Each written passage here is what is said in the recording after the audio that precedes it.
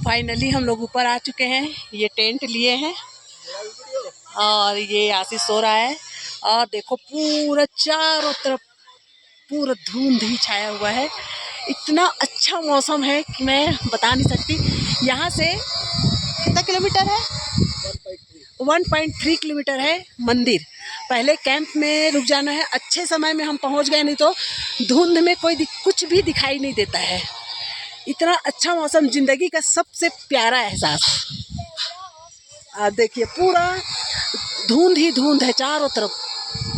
इतना प्यारा मौसम कभी जिंदगी में नहीं देखा था मैंने। बहुत ही मस्त। ये बेटू को देखो, ये हमारा टेंट है। टेंट में ये स्लीपिंग बैग है और ओढ़ने ओढ़ने का सब है। और इतनी ठंडी है यहाँ पे, लेकिन चढ़ के आए हैं तभी ऐसे ही गर्मी छाई हुई है हम लोग को।